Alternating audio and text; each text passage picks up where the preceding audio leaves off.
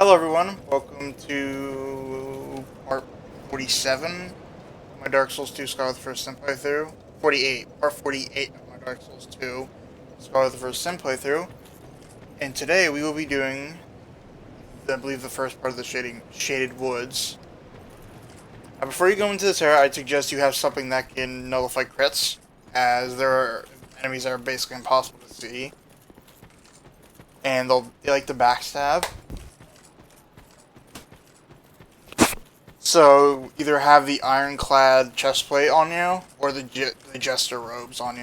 I believe that's what they're called. They both nullify crit damage. Meaning enemies can't backstab you, and if they parry it, they can't take advantage of that, really. Also, you can barely see with this area, or in this area. So I just have a map. Which, at least what I did was, I just looked up Dark Souls 2 Scholar of the First Sin Shaded Woods map. And there should be a Reddit post talking about a Japanese map that was translated. Use that one. That's the one I'm going to be using. Or at least from my glances, it looks about right. What I remember from my practice run.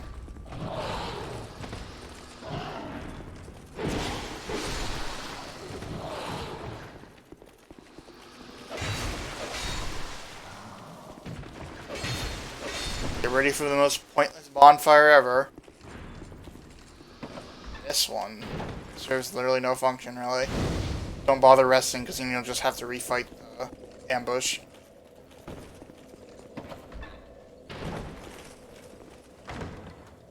And if you're watching these out of order, I suggest you do, whenever you free the Pyromancer girl, come through here and grab the Estus Shard ahead of time. So that'll be helpful, especially in the Iron Keep.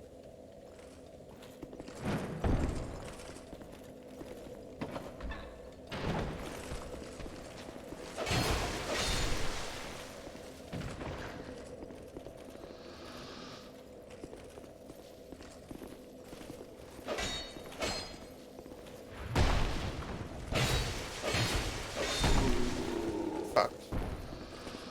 I don't know if there's anything up here, but might as well at least kill everything once, unless it's a complete bullshit enemy.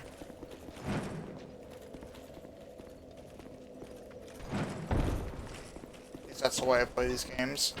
I'll kill pretty much every enemy at least once, with a few exceptions.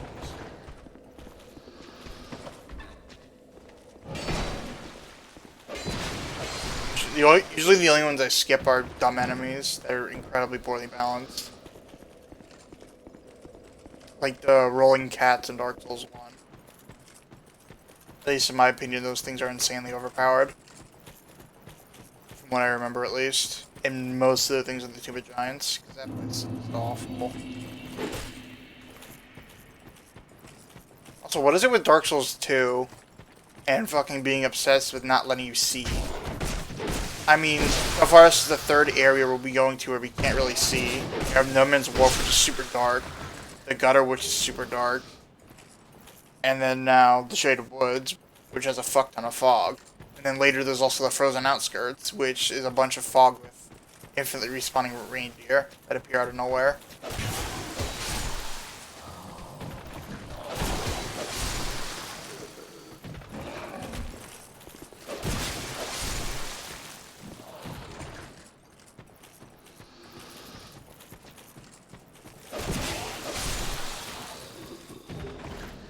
Lockstone.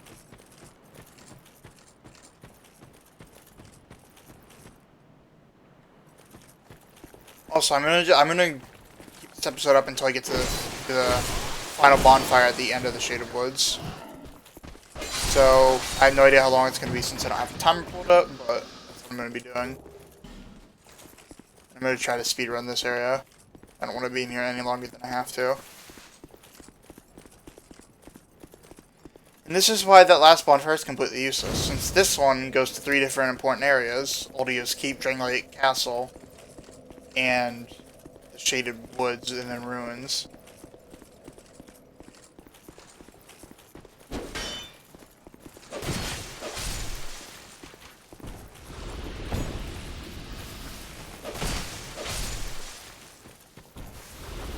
there's anything over here. Just double check. Yep.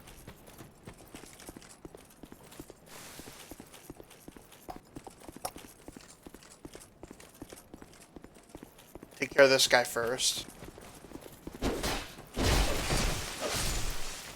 There are two here with.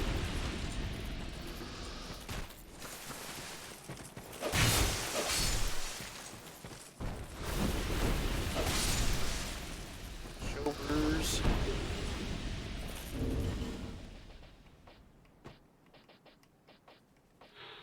Sunlight medal.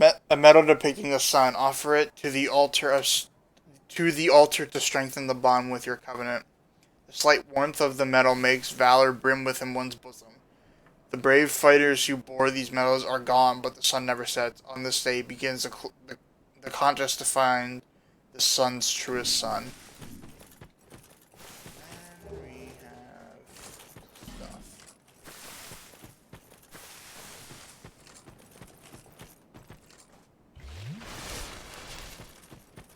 Don't be shy about using your S's here. There isn't, because Shade Woods is basically directly next to a bonfire. It really isn't that long. And as long as you have Jester's robes or ironclad torso, or whatever, you won't have to worry about getting killed too easily to the bonfire.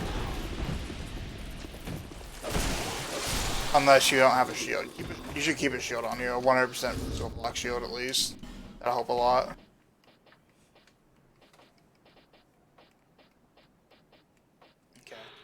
Dragonslayer's Crescent Axe, the beloved black axe of the gallant, shieldless Lothian formerly of Ferosa. No warrior matched the ferocity of the unbeatable Lothian, but he abruptly retired from the battlefield and was never heard from again. Some say that he retired the frailty of human foes and set out to slay the legendary dragon. And then, what was it, a shield? Yeah, the Falcon Shield. Golden Falcon Shield, small shield used by Volgan falconers, appears like a glistening gold falcon from afar. Domestic Volgan soldiers are infamously timid, so it is no wonder that this fierce band of mercenary falconers was hired to compensate. The falconers are rumored to be untrusting of others and demanding a prompt full payment, but no wonder. They deliver much more than they are paid and are well aware of it. Stock. I don't believe we picked one of them up before. No, we haven't. S-Talk, a large thrusting sword with a blade. The sturdy, slender long blade is designed to pierce the armor of enemies, and its strong attack can even inflict damage upon foes hiding behind shields. Though primarily a thrusting sword, its blade can also be used to slash your enemy. Effect, shield piercing, strong attack. There's an item there, but we'll be getting that later. And by later, I mean not in this episode.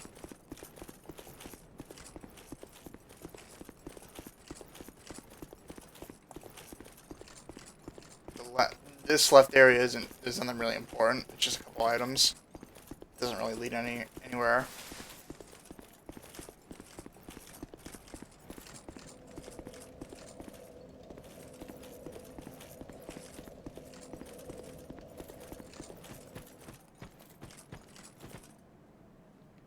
Wait, I think I'm missing something. Don't even try to attack these. They're gonna run away. I need you to this idiot up here. This guy should be a complete pushover for you.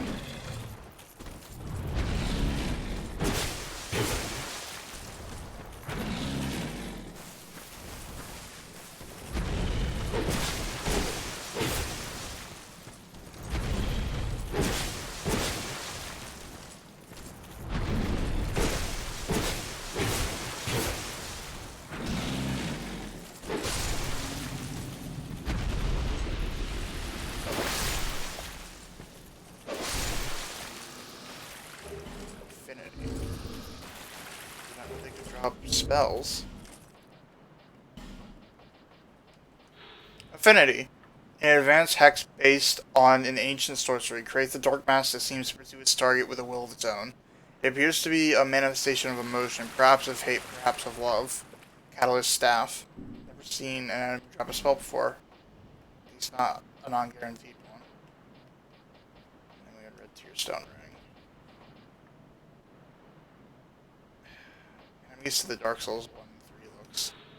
Red Tearstone Ring. A ring set with a rare tearstone. Reacts when the wearer is in danger, temporarily increasing its wearer's attack power. Heatha, goddess of tears, mourns the undeserving dead, shedding tears as red as blood. It is said that the stone set in this ring is one such tear.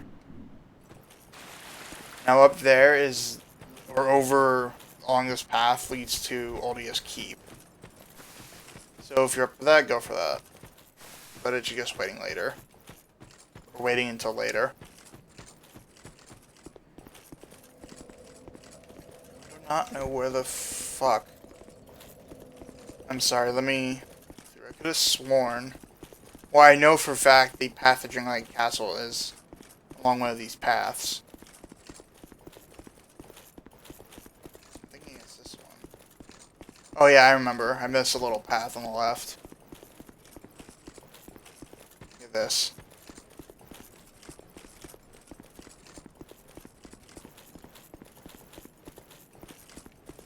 Okay, now these doors won't open unless you've completed one of two things. Either the number on the far top right there is over 1,000,000, which is soul memory, which is your cumulative souls you've collected over your entire journey, or over this character's entire lifespan. There is a ring that can negate that, though, if you don't want to do that. Especially because it determines the entirety of how your multiplayer matchmaking will go. Or you collect the 4 Great Souls, which are these orange souls. So Soul of the Lost Sinner, Old Iron King, Soul of the Rotten, and then Soul of Dear Freya, which is a boss we will be fighting later. And this I'm pretty sure leads to one of the DLCs as well. I'm not gonna go do it though, because we don't have much time as is. I'll probably do it like off screen or maybe at the end of an episode that we still have a good bit of time for. And then if you continue further down that, or if you continue out the next door past that fountain, you can go to Dringlight Castle.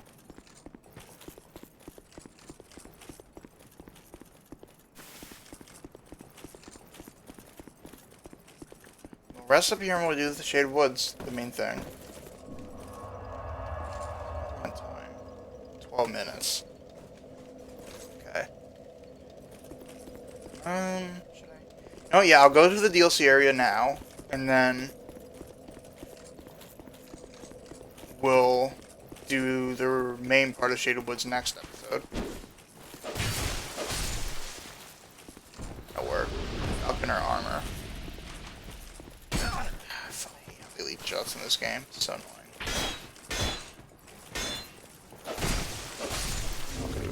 Falconer.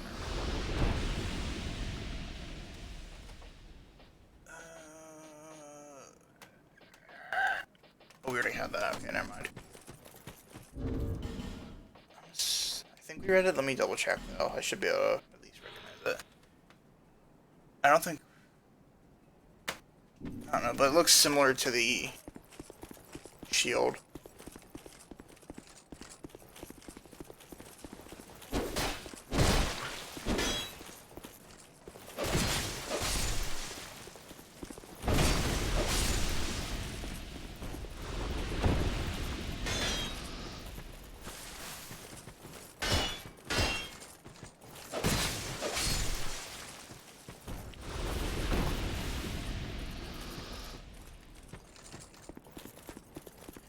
After the next episode, when we're done with Shaded Woods, I think after that Shaded Ruins, I think.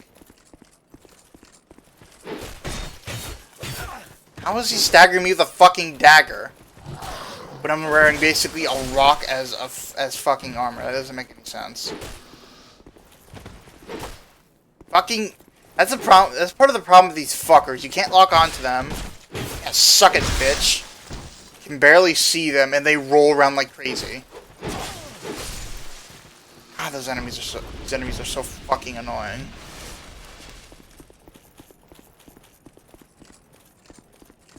And then in between episodes, I will go level up at Medulla and upgrade my flask.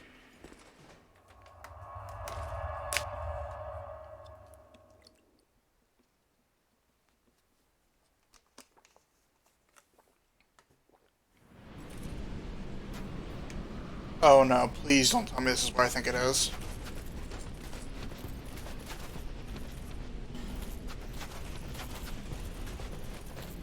No, this is Nightmare Area. This is fucking Reindeer Fuckland. Frozen Outskirts, which is the area you can barely fucking see in, and that is infinitely spawning fucking reindeer.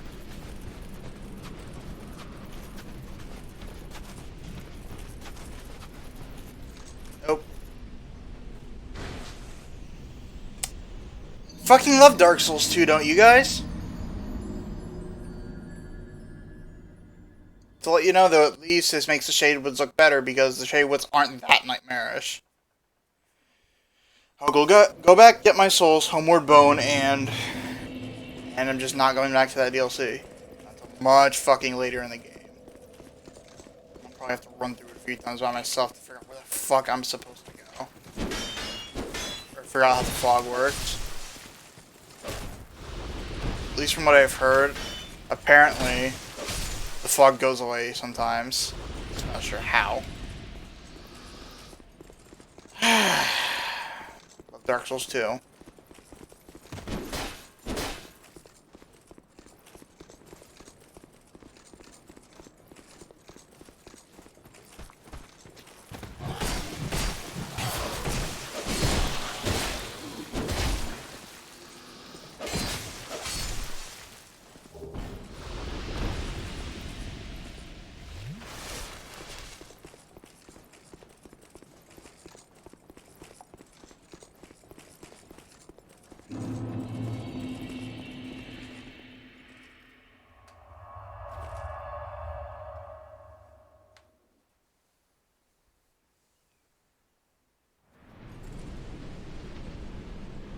I can't even see my fucking souls.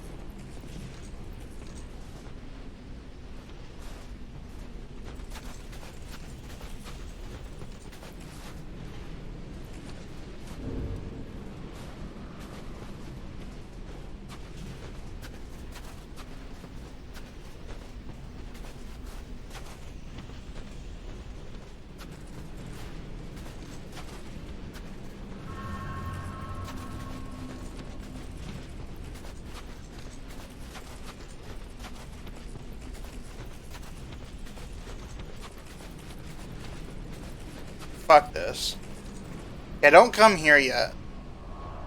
Not until you're later in the game or something. You just basically can't see. You can barely see. Maybe it's easier if you have high resolution, but... And not this way.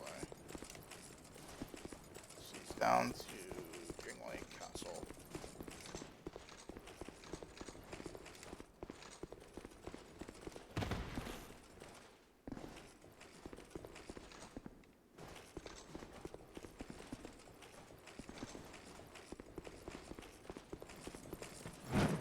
Definitely makes me not want to go there. What a lovely start for a DLC, though. Barely being able to see, and right next to instant falls. Masterfully designed.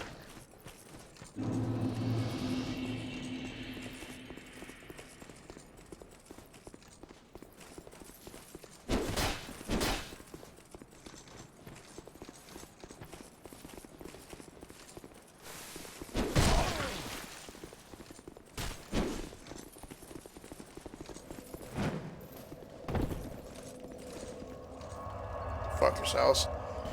Well, thank you for watching. If you enjoyed, well, I hope you enjoyed. Like I said, thank you for watching. Have a nice day and stay safe.